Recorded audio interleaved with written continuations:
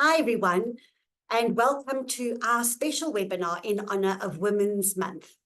This month, we gather to celebrate the incredible achievements, contributions, and strengths of women across the world. We also need to start reflecting during this Women's Month about the progress that we've made in pursuit of gender equality while we accept the challenges that lie ahead. Our Women in Sectional Title platform is dedicated to highlighting the voices, experiences, and all the stories of women that make such a great impact in every industry, particularly in the property industry. We hope that we inspire, educate, and empower each one of you as we continue to champion the rights and opportunities for women everywhere. Assisting us with this mission, we have our valued sponsors together with us, ZDFin, We Connect You, Multiprof, PK of Octagon, and Sectional Title Solutions. You guys are stars. Without you, we wouldn't be able to have this webinar, so thank you so, so much. As a special guest today, we have Taylor Daniels, who is from one of our sponsors, from ZDFin. Welcome, Taylor. Hi, Marina. Thanks so much for having me today. Lovely, lovely to see you. And today we're discussing the benefits of an executive managing agent. Executive managing agents first sort of popped into the legislation about 8 years ago, and we need to really flesh out what's going on in our industry with executive managing agents. So sometimes you operate in a bit of a vacuum. So let's find out about it. Taylor, before we start with a sort of substantive part of this webinar, I'd like you to please tell us what advice you've got for young women working in the property space and in a growing organization. I mean, you're head of property at ZDFin. Tell us your experience. Okay, yeah. So I've been with ZDFin since I think it was about March 2021. Previously, I worked for other property management companies. So for me, and what I would say for women wanting to enter the industry, women who are in the industry, just align themselves with a strong managing agent. I do think, like you said, we do operate in a vacuum sometimes, but I do think shared skills is so important. That's why webinars like this is so important, because you're able to do like a bit of a skills transfer. So I would just say align yourself to a reputable, I'm not reputable managing agency, and then also just open to learn. And I think I still learn every day. And within my team as well, we challenge each other every day. We align ourselves with key role players, such as women in sectional title as well. And it's just like lifelong learning. I do think that's what it's all about. And when were you first alerted to this concept of an executive managing agent? What were your thoughts about it? So we were first alerted in October 2016 when the act changed, but I think at the time, everyone sort of just ignored it because you didn't really know what it was or what it meant for the industry or what it meant for yourself as a managing agent or a conventional managing agent at the time.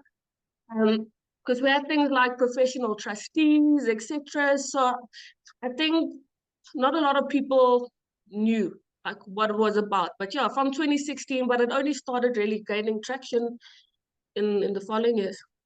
Yeah, definitely. And I remember when I used to give a lot of seminars around the country, and whenever I talk about executive managing agents, managing agents at that time weren't really interested in being executive managing agents. There wasn't interest in it at all.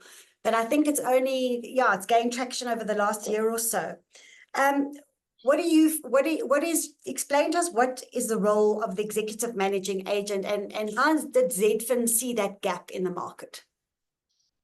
Okay, so we got into it as ZDFin, or rather Z Management, that's our sister company, a bit fortuitously. So we had a scheme in Hyde Park that approached us to be an executive managing agent. At the time, we had added capacity as well, because I'm not sure if those who have joined are aware, but we are mostly a finance house. So ZDFin is our finance house and Z Management is the company that we run the EMA from.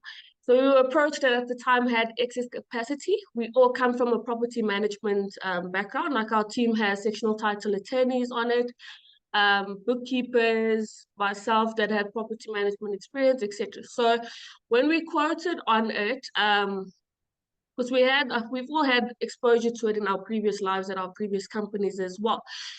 We found that it has fast become our biggest growth area as well, just because can I say trustees have been doing it on a voluntary basis, and it's obviously a very thankless job. So we find that our position is welcomed in schemes because of the skill set that we come with as well. Absolutely. And the more I see things in the industry, the more I consult with bodies corporate, the more I see that trustees are getting fed up with the time and effort that it's taking to run these schemes. Yeah, absolutely. So just give us some further insights into the benefits of this executive managing agent, apart from taking over the role of trustees. So I find a benefit is complete objectivity in relation to some of the critical decision making, because I find a lot of, when being a trustee, as much as you try and keep emotion out of it, it is very emotive, because you're dealing with people's properties and you're dealing with some people's biggest investment. So we come in with the complete objectivity, and also we run it on a full-time basis. So while a lot of trustees have full-time jobs and they can't give the scheme their time all the time, we are able to run it on full-time. I mean, it is multi-million rand investment at the end of the day as well. So it requires that level of skill and care. So I do find that that's a benefit. And also, like I said, the different skill sets help the management to be done correctly. So everyone can come in with great intentions, but if you don't know how, you only know what you know at the end of the day. For sure. So if we have to look at it, what type of complexes do you take on? When you talk about executive managing agents, sometimes people confuse it with going under administration. So I just want to clarify that before you answer. Going under administration is where a creditor or an owner goes to the magistrate's court and places a building under administration with an administrator, and the administrator steps into the shoes of the trustees to the exclusion of the trustees. So now we're talking about an executive managing agent. Let's start talking about what kind of buildings you would accept. I mean, is it only buildings in financial trouble, or? No, so we typically have two types of clients that contact us. On the one hand, you have well-managed schemes that are solvent, where owners are either at loggerheads, or you have trustees who've been trustees for the last 10 to 15 years, and they're just fatigued. So they feel like they're not getting adequate support from me, and they're just tired. So a lot of the time, the trustees actually approach us, and they actually help motivating the service to owners. So we find with the work that they put in, it works quite well, because owners on those type of schemes are generally happy to sit back and have someone manage it for them. On the second hand, we have insolvent schemes, or in schemes that are very close to being insolvent, that can come to us with budgeting issues, municipal issues, just mismanagement, erosion of value, etc. So when we come in, we do full audits on their books, and just to see where the bleed is and how to fix. And I do think it's quite rewarding taking on an insolvent scheme, and that you're able to, like, from the ground up, watch the rehabilitation happen. Well, I think, I came to your offices about a week ago, and it really impressed me that you guys are not really, only going after buildings where the trustees have become sort of blasé and just want to fob off their responsibilities, but you're also going into a very difficult area or arena where the buildings are insolvent. So congrats on that, because I think sometimes a place people want to rather avoid. So I know, and you know, that in a scheme, there are always different personalities, and you've got trustees and you've got owners. How do you, as ZDFin, go about getting into a scheme? What kind of, process do you follow? So basically, it all depends on why we're being appointed. So like I said, when it's the trustees then who are fatigued, then they will generally be like, we plan on stepping down at the next age. Would you guys mind doing a presentation for us, and just to speak about the benefits, the pros and cons on appointing an EMA? And we come in and do an informal meeting with owners. If you find that it's not great, just going in blindly at a meeting, because a lot of owners still don't know what an EMA is. And a lot of owners are still cautious of the unknown, where they're like, we're not going to give our schemes, money and authority to a third party. Like, what if they run away with the money? So it's either that, or where owners themselves are just tired of mismanagement, whether it be intentionally or unintentionally. They would then approach us and say, we've got 25% of owners on board. Will you be able to cost it? Can you let us know what the benefits are? And then they seem to punt it to the owners. And then we might be invited to present at the SGMs. And yeah, we go about that way. We haven't really been appointed through CSOS yet because we're not on their panel. But I know that is a way that you can appoint an EMA as well.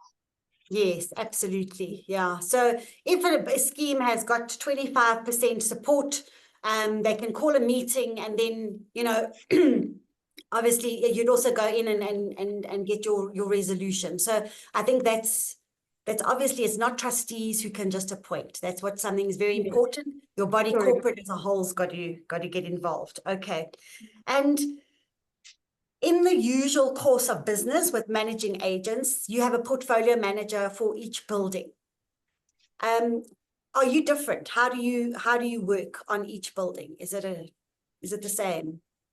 No, so we work on a team approach. So we don't believe that one person's skill set can cover everything a building needs, right? So we take on a team approach. In our team, we have non-practicing attorneys that will look at mostly the legal and the collection side. When we take on a building, they'll look at all the handed over files, make sure the recons, etc., are done correctly. We'll have like our more admin type staff look at governance and compliance. Are we up to date with AGMs, etc., etc.? And then we'd have like our finance, our bookkeepers, our CA look at the finances of a building. Like I said, we do have a lot of insolvent schemes on hand. And what we find is when we take them on, their budgeting is just not done correct. I mean, if you need to spend 10,000 Rand and you're collecting 8,000 Rand, you're always going to have that 2,000 Rand deficit. So we do like a holistic team approach so that everyone can cover their strong points, basically. Yeah, for sure. I'm very much in favor of that. You see, like a lot of managing agents will actually lose buildings because their portfolio manager might be overwhelmed or intimidated by trustees, or it's just not a personality fit. So it's always been for me a bit dangerous to just put one person or one face, in front of 150 owners or a few trustees. Definitely. Yeah, because your portfolio manager ends up the custodian of the relationship. That's it. And that's dangerous. I mean, not easy. So Management Rule 28.3 of the Sectional Title Schemes Management Act talks about taking over the duties and obligations of trustees. So this is also quite a tricky path to navigate, Taylor, because you as the executive managing agents are walking into liability. Yes, correct. So like you take on all the fiduciary duties, the liabilities are obviously a concern. And while the Act provides some level of indemnification for trustees, it doesn't for the EMA, or at least that is our understanding of the Act. So as ZD, we've got 5 million Rand professional indemnity cover, just to make sure, because then it's you take away the indemnification, and no disrespect to trustees as well, I think that people really need to take ownership and accountability for the decisions that they make. So with us taking on the liabilities, we just ensure that we have the correct covers in place as well, and just an extra level of duty and care. Definitely, and it's interesting to note that in the new bills and new legislation, which will be coming out, we're not sure when, but probably in a couple of months, the importance of an executive managing agent is actually stipulated, because it says now it's not going to only be reference made to managing agents, but it's also reference made to executive managing agents. So that shows you that executive managing agents are here to stay. And yeah, I think that that basically you're going to have executive managing agents playing a much bigger role. Also, with regard to indemnities, there's no indemnity. The only way that you can get out of something as a trustee is if you don't breach your fiduciary duty. With an executive managing agent in the new legislation, it looks like they're going to actually indemnify executive managing agents. So that's why there is this push towards executive managing agents. I just want to go quickly onto this panel, CSOS panel, Taylor, my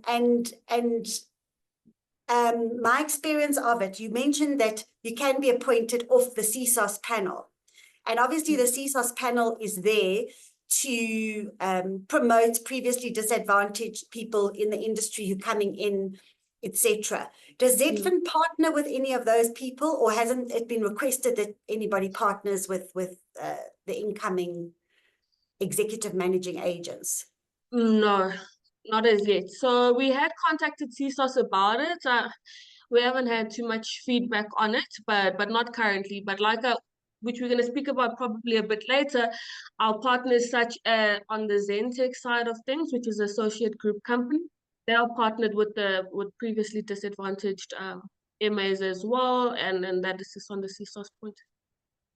Yeah. I just want to stop at this point to also tell everybody who's on and who's listening that I've had quite a bad experience with a CSOS appointed executive managing agent who really had absolutely no knowledge, was just getting into the industry and had no understanding of being a managing agent. Never mind an executive managing agent. And this is dangerous for me because you're dealing with a lot of money, and you can, anybody can just go in and mess with that. So I think CSOS really needs to re-look at their panel. And if anybody from CSOS is listening, I would be happy to take that further for sure. Absolutely. Okay, so you've got set responsibilities in terms of the Sectional Title Schemes Management Act. As an executive managing agent, you can't just walk in there and do whatever you like. Reporting, do you report back? How do you work that, Taylor? So as per the Act, the EMA must report to every member on the scheme of all decisions made administratively and the like, quarterly. And then also that you need to visit the scheme and do physical site inspections every 6 months. We personally don't think that is enough. So on our side, what we do is we report to owners every single month. So at the end of the month, we send an EMA report out to all of our schemes. What decisions made in that month, what the outcome of the decisions are, what maintenance has been done in that month, if there's arrears, how far we are in the legal process, etc. We find full transparency is always better. We also send out the full management report pack. For those who are managing agents or trustees, you'd know what the management report pack includes. So your income statement, your balance sheet, your creditor's roll, etc. So we find that if you send this to owners every month, you'll have less questions and owners still feel quite involved as well. And then we do bi-weekly inspections because, again, you can't manage something if you haven't seen it. So you're seeing it twice a year. Anything can happen in those 6 months, and then you're just none the wiser. So we do find that the monthly reporting works better, and frequent site inspections as well. So you can catch something before it becomes detrimental, if I could say it like that. But yeah, as per the Act, quarterly report. And say, for example, you have a situation where you go to your site inspection and you see now that the building definitely needs painting, or there's been an issue, there's been an issue with water ingress, waterproofing. Do you guys then go and appoint, or do you, are you basically in charge of appointing? If say, for example, it's a building that you are the only managing agent, the executive managing agent. No, so what we do on Take On is, right, we get like a NABA or a project lab or curator out to do a full-on building audit for us, because yeah, the 10-year maintenance plan is a 10-year maintenance plan, but a lot of the time people don't update it as they should. So we get them to give us a holistic view on the building in terms of maintenance, and then we look at what are the pertinent issues. With this report, we'll then do our site inspection, and then we'll cost it. So if they say critical maintenance needs to happen this year, the damp is becoming a liability issue, or the boundary walls are at risk of collapse, then we cost that and we then take it to an owner meeting. So we'll call a SGM, we'll tell owners these are the critical items that are identified. If they do not have the funds for it, then we'll say to them, okay, we could look at either maybe approaching a financier in the industry to quote on it, or we can look at just for the critical items that need to be done there and then. We're like, okay, we're going to have to look at a special levy, but we do find that it needs to be a collaboration between owners and EMA, and you need to keep owners informed every step of the way. You don't want to blindside owners and also then alienate and villainize yourself as the EMA. But one of the fiduciary duties is maintenance, and a lot of the time maintenance is ignored. So we do make sure that that building audit is done, and then the 10-year maintenance plan can always be updated as and when after. Absolutely. Let's look at a few of the questions we're being asked here. Rui Marais says, can a self-managed body corporate contract with an executive managing agent to assist with managing finances and legal matters? So are there variations on your contracts? Like, do you say, well, we'll help with this, but not with that? No, so whatever would be a trustee duty is what we take over. So if it's self-managed, we would be able to assist with the finances and the legal matters. Obviously, it depends on the scheme's needs. If you guys, we look at it on a like-for-like basis. So when you approach us to quote, we send you a questionnaire just asking like, how many handover matters do you have? Do you have any issues? Do you have any pending items with CSOS, etc.? And based on that, we then do quote. So for a self-managed scheme, we'd definitely be able to assist with managing finances and legal matters. We just need to know a bit more about your scheme before we would then quote and meet with the trustees initially, etc. And Jennifer Arnold asks something that will dovetail nicely with my next question.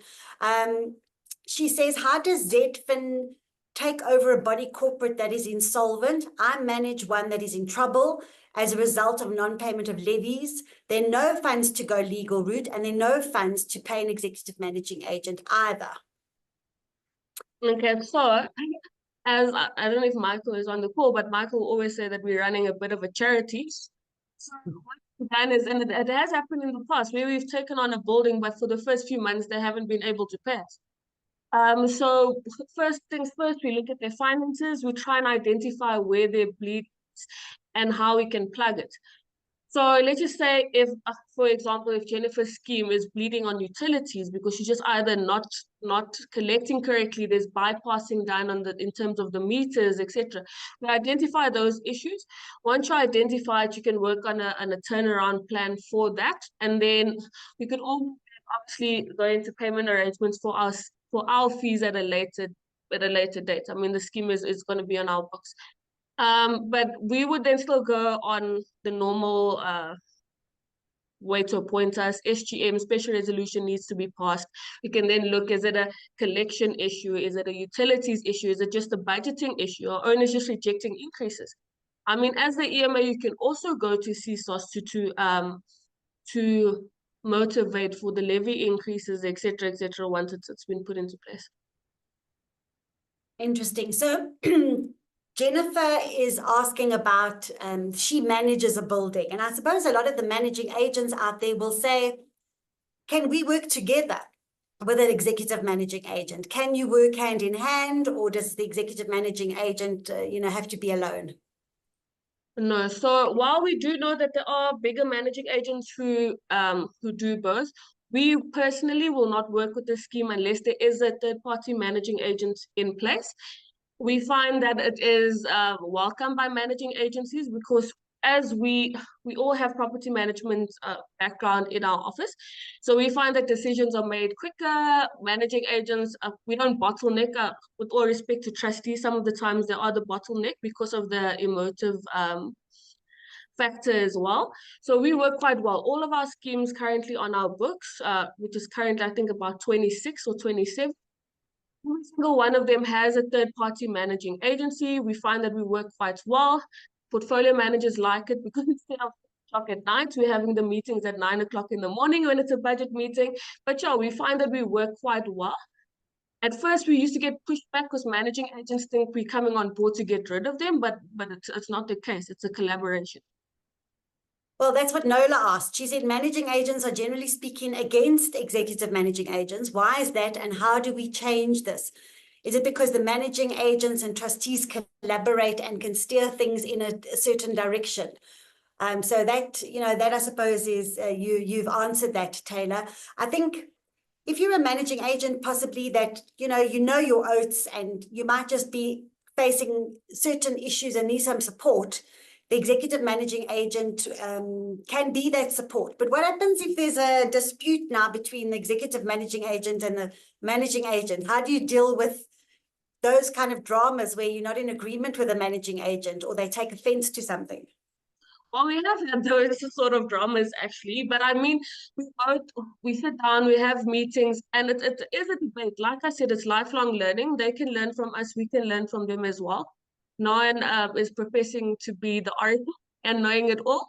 But sometimes it's also just like you said, it is a personality issue with the portfolio manager. So there has been times where we've just asked for the portfolio manager to be changed, and you find the portfolio manager changes and things run smoothly. Also, we do know the role players and we do know most of the managing agencies. So we'd always just ask, can we speak to the departmental manager? And there's always a way to work it out. We find that you need to fix things like once a problem occurs on surface level before you look at terminating. We've actually only terminated, I think previously once or twice, and it was just because, and it took over almost a year to terminate and 6 months on the other side because things just weren't working out, and you'd exhausted all the things that trustees would generally exhaust when you're trying to work with your EMA. But I find that that managing agencies probably speak back down on EMAs because they think that they are there to take on their work.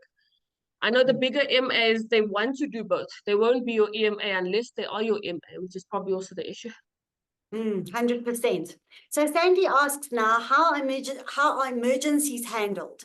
Some owners look for the person or the portfolio manager who can help at 11 o'clock at night, for example, if you just got an executive managing agent. So for our sins, we are on mostly all the WhatsApp groups, and there's literally been our maintenance manager replying at 11 o'clock at night, arranging for plumbers, etc. So while we prefer that owners go through the managing agent, but we're not unapproachable. So we are on all WhatsApp groups. People tend to have our cell phone numbers directly. If there's an emergency, then at 11 o'clock at night, we're happy to try and arrange for a plumber, for electrician, etc. But also people need to understand, as would be with trustee, that someone might not be available at 1 o'clock. There's no guarantee that your chairperson that stays next to you is not on holiday when you're looking for him at 11 o'clock. So we try and be as approachable as possible. You'll find a lot of our clients will tell you that we do answer after hours, on the weekends, etc. But obviously within reason, all within reason. Exactly. I think we need to get rid of this perception that an executive managing agent is in this ivory tower and they only do certain things. I mean, I know when I visited your offices at ZDFin, the back office is enormous. I mean, there are a lot of people there working in the background on each building. So it's not as though it's just this, pie in the sky type of thing. It's really you hands-on. And I think if there's one message that anybody takes out of this webinar, it's definitely that you're hands-on. So Joanne Stegman asks, please offer some examples of a scheme where you offer your EMA services that has actually saved money in the long term. It's a problem to try and get owners to show interest when trustees and managing agent shows negativity to the executive managing agent. And the managing agent tells the body corporate that it is so expensive. Just, answer that for me. So we have quite a bit of schemes where we've been able to save money in the long term. It's just about approaching carry on. I'm just checking with my secretary. Carry on, Taylor. Approaching their finances correctly. So like on one scheme that they have funds, you're able to just reinvest their funds correctly, high interest rates. We went to the market on their service providers. We saved them money there. Insurance, able to get savings on their insurance and monthly insurance premiums. So I could say about 40% of our portfolio had become self-financing within 10 months. But I do have to caution owners who think that it's going to be an overnight solution. Like it does take time. Everything takes time. That's why we've got notice periods for SGMs and AGMs, etc. So it does take time. But like I said, 40% of our portfolio has become self-financing just because of the saving measures we've been able to put in place. We've got a maintenance manager. He's been in maintenance for over 10 years. He looks at costs and he's been like, you know what, you guys are getting ripped off. Let's go to the market. Some of your contractors are complacent. They're overcharging you guys. Right there, you end up realizing a saving. We have insurance brokers that we work with. We go to the market. We get you the best insurance cover for the best price. I'm not going to lie, sometimes it's not always easy to save money when it comes to insurance. We've got a scheme that has thatch roofs and the insurance premium is exorbitant and no other insurer wants to cover them. But where possible, we do try and save the scheme money and act in the best interest of the scheme. And just from a costing point of view, is an executive managing agent a lot more expensive than a normal managing agent? No, we find a lot of our managing agents actually are either double our fee or getting much more. But we have a minimum management fee of 8,000 Rand, expect. We do look at a case-by-case basis. I mean, the schemes we have where there's each unit schemes. So you look at the scheme's needs as well. And like I said, we fill in the questionnaire, we speak to the current board of trustees or the portfolio managers requesting the quote, and we try and compromise where we can. Are there certain schemes where an executive managing agent just doesn't fit? I mean, are there schemes that should be excluded totally from your portfolio? So not so much schemes that should be excluded. Well, there's some schemes I find that where administration would probably work better for them, where it's completely hijacked, etc. So those ones are EMA, you can only do so much, right? There's schemes where no, I don't think there's other than the ones who are just like wait.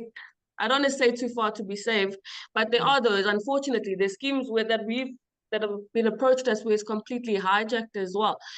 So I think then an administrator would serve the purpose better. But other than that, it's just it's a personality thing. So there's some schemes where people come to us, but because in our opinion, trustees and EMA are mutually exclusive. So while we do work with previous trustee boards who serve as the memory bank, the trustees are no more once we appointed, right? So we do have subcommittees, etc. But because we are taking on the fiduciary duties, we are accountable for the decision. So you can't have a thing where trustees are making decisions and an EMA are making decisions. But what you find is sometimes previous boards cannot let go. And it becomes, they try and undermine you or undercut you a lot as well. So it's difficult to deal with. But I guess it's not that they should be completely disregarded. Yes. Yeah, difficult. It's quite a tightrope that you're walking at the end of the day. Very much so. Yeah. And Joanne, yes, she says, thank you, Marina. The perception around EMAs will hopefully change. The transparency and information to owners alone is a big benefit. And again, it's about that. I think where owners are included in a lot of decisions, it's a good thing, although most managing agents will tell you they can't be included in every decision. So you've got to know your business backwards, sideways, forwards, to be able to make a call, I suppose. So we want to talk about now something that you mentioned earlier, and that is Zentech. Tell us about Zentech and what is it about? Okay, perfect. So I'm not directly involved in Zentech, but it's an associated group company of ours. And how Zentech came about is that we'd noticed that there's a lot of portfolio managers placed in a managing agency, right, that have reached the proverbial ceiling in terms of growth in that managing agents. And while a lot of them want to go off on their own, we know that the barrier to entrance is profitability. So sometimes you don't have the money to go off on your own and then to afford your own bookkeeper plus your plus, your staff. So what Zentech does is that we would provide a credit line to a portfolio manager, a senior portfolio manager wanting to start their own managing agency. We'd also provide them with the support. So they can just focus on being the custodian of the relationship and the face of their business. And we would provide the support, or Zentech would provide the support, being your bookkeepers in the background, your creditors clerks, your debtors clerks, your debt collector, because there are registered debt collectors as well. So you can just focus on growing the business, because a lot of the time you work so much in your business that you're not working on your business and on growing your business as well. So we find that the clients, the ladies and gentlemen that are with Zentech, they offer a more bespoke service, a more niche service. A lot of the bigger managing agencies don't want to take on these smaller schemes that have 10 units or 15 units because it's just not profitable. So you find that those schemes work quite well with the Zentech clients. I mean, bigger schemes as well, but there are more hands-on. It's a smaller managing agency, if I can put it that way. And can you give us an example? I mean, I know Ella, I actually interviewed her on one of our WIST webinars, but just tell us about her business. So Ella's doing great. So Ella started Lumineer, I think it was in 2021, in June of 2021. I think Ella's at close to 30 buildings now. So she's grown quite a bit. I think she's at the point where she's probably start looking at culling a bit, or employing another portfolio manager, but she's been doing exceptionally good. We also have another lady, Boosie. Her company's name is, I think, Winfred and Wolf. She's also grown quite a bit. And then, so a lot of the clientele has been women. So I guess I want to say women are better in admin, and that go down the road. But yeah, so the Zentech clients have been growing quite well, but I think it's because of the support that they get. So they have been able to work on growing their businesses as well. And like I said, Ella's a great success story. Ella's very hardworking, and I think she's phenomenal. But sure, so she's been, can I say, like a poster child for Zentech, because she's just done so well. Yeah, absolutely.